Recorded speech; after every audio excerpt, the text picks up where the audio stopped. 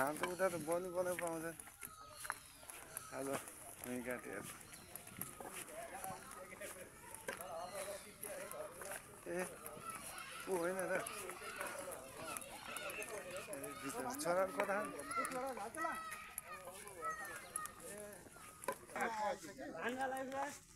टिक्ला दुखी भ्या हो टिक्ला त दुखी भ्या नाच भन्दा नि यस्तोमा हान्छ यो दिन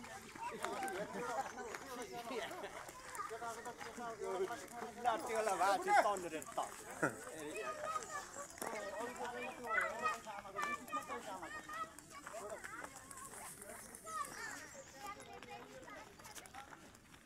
एउटा बाइक सँग गर्नुहुन्थ्यो नि खाली थियो बाइकहरू बाइकमा मलाई पनि जान्छ होला नि पाहाडतिर नि आएको रहेछ केटाहरू जति सबै बाइकमा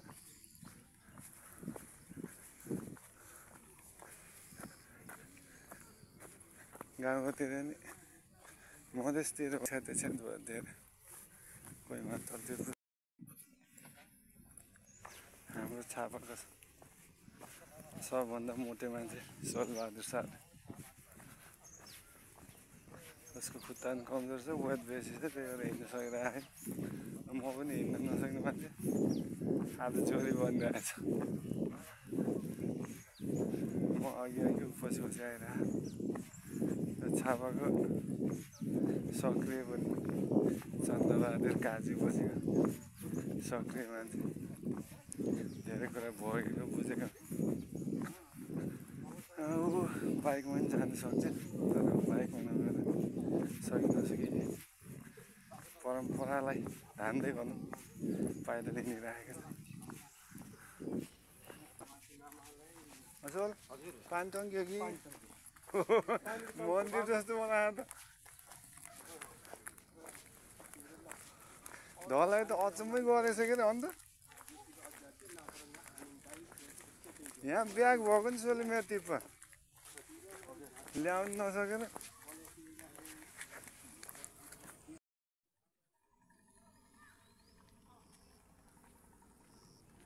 यो पर देखेको जिम्मा गाउँ र यो एरियाको एक रामपुर आर्य भन्ज्याङ रामपुर सदी रामपुर जाने बाटो धेरै छ यहाँबाट तल झरेको भुइँघाट पारी हुँदै यो बाटो यो चाहिँ सरकारी किताबमा पिच छ अरे तर ल हेर्नु यो बाटो सब कच्ची छ भनेपछि लगभग 35-40 किलोमिटर छ भन्छ यति लामोको पैसा कसले खायो होला यसको त कुरै उठेको छैन यो पनि ओम्नी भन्दा कम छैन गिरबन्दीलाई त अब सक्ने भएन लालबुगा यो सबै पिच छ अरे अनि बेला बेलामा मर्मत भनेर पैसा पनि निकास हुन्छ अरे तर बाटो हेर्नु फुल कच्ची छ यो कहीँ पिच छैन यसो ग्याबिङ स्याबिङ अलि पर देखिएको छ त्यति हो खाल्टो यसो हल्का पहिरो गएको थोरै उठाएको मात्र न त फुल कच्ची त्यो बाटो हुँदै करिडोर निस्केको छ बाटो पनि चाइनिज बाटो अच्छा छ त्यही भन्दा धेरै अक्सिजन फाल्ने रुख अब यही बिरान बाटो सबै अब गाडीमा कुद्छन् यो पैदल हिँड्ने पहिलाको बाटो बुढोपाकाहरूले शीतल हुन्छ भनेर हिँड्दा उकालो हिँड्दाखेरि अक्सिजन पुग्दैन भनेर ठाउँ ठाउँ सबै रोपेको रहेछ तर यो अहिले बिरान छ र बिरान भएको कारणले जोगिरहेको छ नत्र तपाईँले देख्नुभयो होला पोखरा सबै बर पिपल काटेर अस्ति यज्ञको नाममा पनि सबै ढलाए हाम्रो बुढाहरू नपरेको भए पनि धेरै वैज्ञानिक हो अहिलेको भन्दा घरमा तुलसी रोप्नुपर्छ भने तुलसीले पनि अक्सिजन फाल्छ भने प्रमाणित भयो बर पिपलको चौपारी बनाए स्वामी लगाएर यसले पनि अक्सिजन फाल्छ भन्ने कुरा प्रमाणित भयो बाहुनहरूको मोहन लाग्दाखेरि तुलसीको बुटमा लैजानुको कारण पनि त्यही रहेछ बाइचान्स अक्सिजन नपुगेर जस्तो सास जाला जस्तो भयो भने तुलसीको अक्सिजनले एउटा भेन्टिलेटरको काम गर्दो रहेछ त्यही भएर मर्न लाग्दा तुरुन्त कुदाएर तुलसीको बुटमा लाँदो रहेछ तल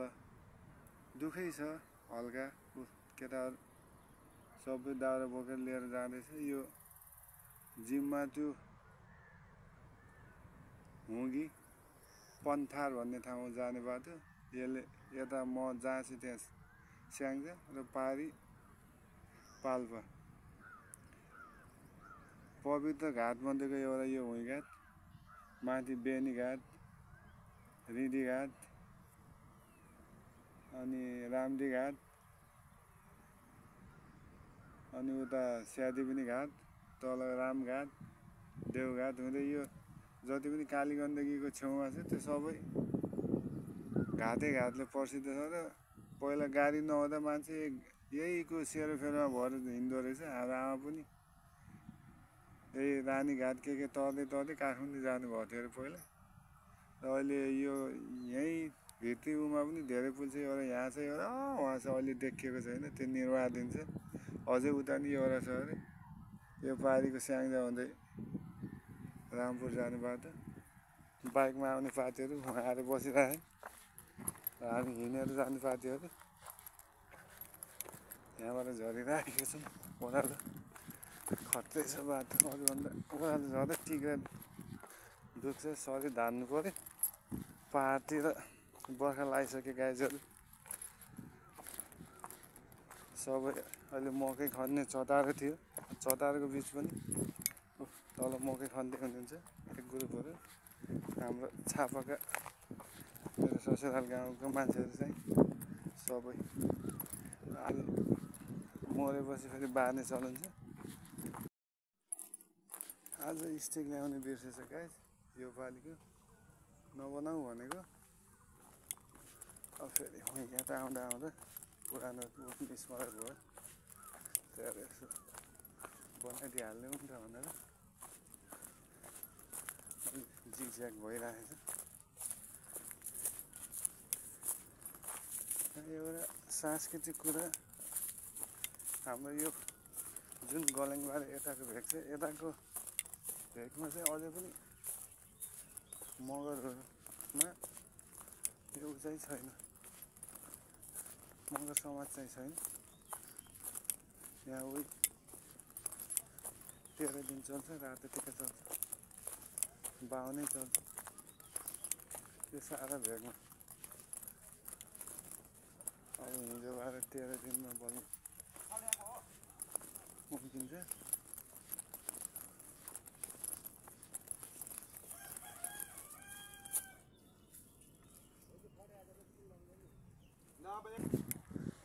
खनजोत सबै बन्द छ म एकपटक सिडीको चलन हुँदाखेरि अब अहिले कभर भिडियो भन्छ त्यस्तै छापाको सत्यवती कभर 12 त्यस्तै कभर भिडियो गराएको थिएँ 10-12 यहीँबाट 2-3 त यहाँ पहिला भव्य मेला पनि राखेको थियो मेलैको बिचमा बनाएको थिएँ सबै टुहाँ परेर हेरिरहेको थिएँ रमाइलो छ त्यो स्मरण पनि इतिहास त्यो पश्चात बल्ल अहिले आउँदैछ लगभग 16-17 सालपछि यो पुलको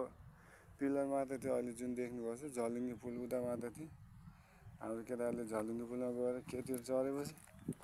हल्लाएर डरान दिने काम पनि गर्थ्यो त्यो बेलाको छुट्टै मजा थियो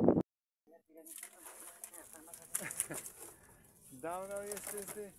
धेरै चाहिएला हो न उसन् त यो दाउरा के हो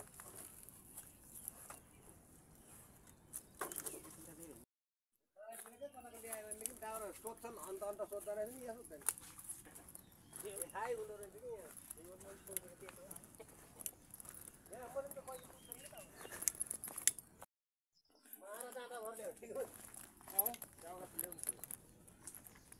नाइ पैदलले जाने भनेर पैदलमा आएको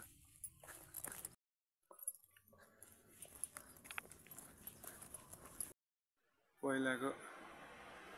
लास लिएर आयो भने रात परे पनि बस्नु पाऊ है गाइस। भत्केर अहिले संरक्षण नभएर मर्मत समार कुरेर बसिरहेको छ। धार्मिक धरोहर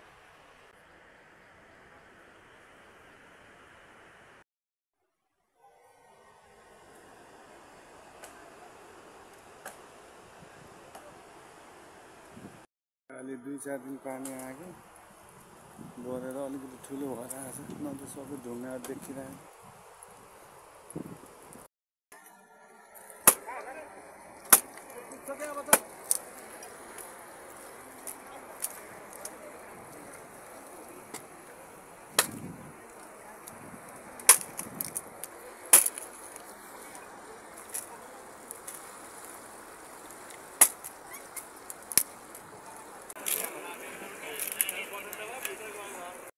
अबको यो कालीगण्डकी पार गर्न सक्छ? सक्दैन। किन चिसो हुन्छ यो? किन चिसो हुन्छ? अब उहीँ मुक्तिनाथदेखि नै बग्दै आएको बगेको पानी धेरै चिसो हुन्छ। त्यही भएर हजुर हिमालको बगेको पानी चिसो अनि एकदम शुद्ध। त्यसमाथि एकदम धार्मिक स्थल कालीगङ्गा। के भन्छ अरे यसलाई? यो हुर्की घाट। ए हुङ्गी घाट। घाटै घाट है? हजुर यो हुर्की घाट।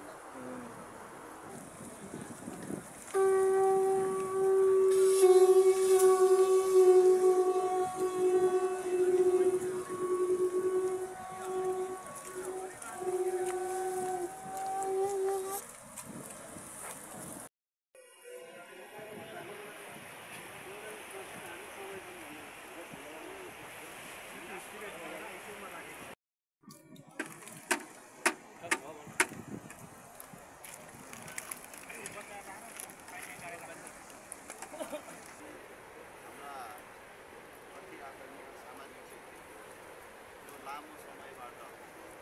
आफू अपाङ्ग भएको व्यक्ति डिजेबल भएर पनि समाजलाई एउटा अतुलनीय सहयोग गरेको आक्रोशित मार्फत समाजलाई आफूले गर्नुपर्ने योगदान महत्त्वपूर्ण योगदान निर्वाह गर्नुभएका हामी सबैका अभिभावक गलेङनौ मोहनडाँडा निवासी भाइहरू उत्तम सारू, अर्जुन सारू, मसन सारू र दिदी हिरा र जमुना सारूका परम पूज्य पिता, त्यसै गरी फुलमती सारूका परम पूज्य श्रीमान टेक बहादुर सारूको हिजो 2082 साल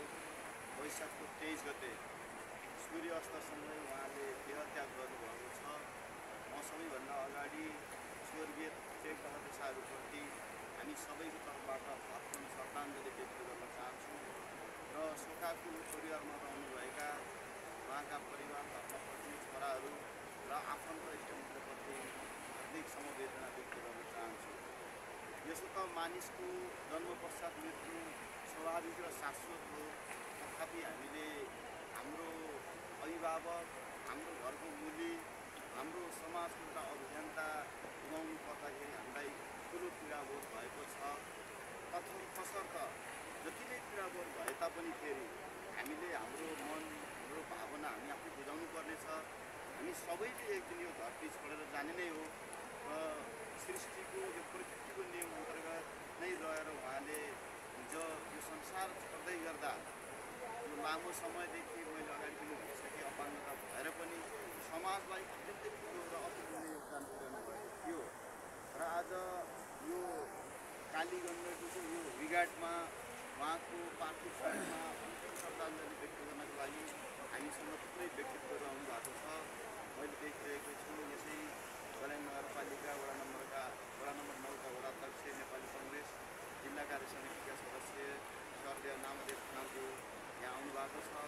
त्यसै गरी मैले देखिरहेको छु नेपाली कङ्ग्रेस साबिक पक्वादी गाविसका उपसभापति टेक बहादुर सारू, किमबहादुर राणा, किमबहादुर सारू, त्यसै गरी नेपाली कङ्ग्रेस गलेङ नगर कार्य समितिका सदस्य सुबलबहादुर सारू, समाजसेवी धनसिंह राणा, त्यसै गरी गलेङ एफएमका सञ्चालक रमेश सारू, त्यसै गरी हरिलाल भट्टराई लगायत थुप्रै व्यक्तित्वहरू यहाँ आउनु भएको छ। त्यसै गरी लामो समयदेखि हाम्रो समाजलाई एउटा समाजको एउटा अभिन्न अङ्गको रूपमा एउटा परिवारको सदस्यको रूपमा रहेर उहाँले राख्नु भएको रहेछ। नवलपुर जिल्लाबाट हाम्रो ज्वाइँ चेला अञ्जन झेडी लगायत धेरै व्यक्तित्वहरूको यहाँ उपस्थित छ र जो यहाँ आउनु भएको छ उहाँहरू सबैलाई हाम्रो परिवार तर्फबाट हामी हार्दिक धन्यवाद दिन चाहन्छौँ र जो यहाँ चाहेर पनि उपस्थित हुन सक्नु भएको छैन 13औं दिनसम्म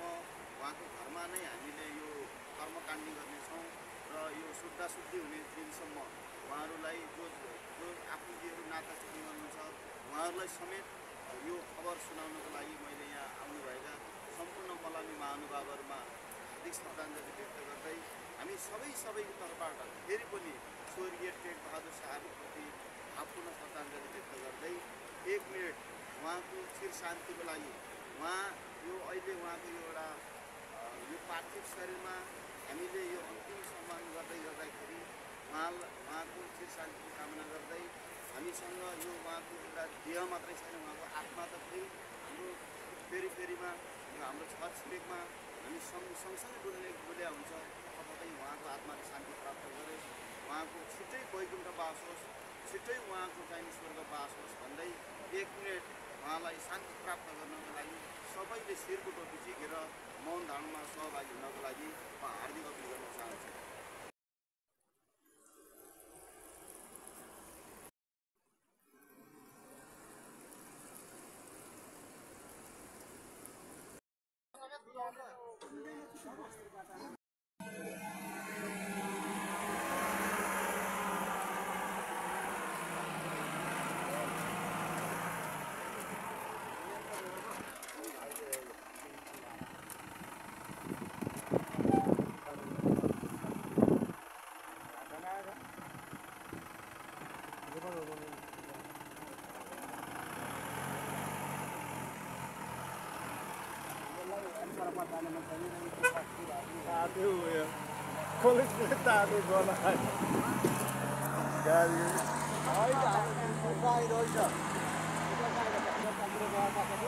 जना त होला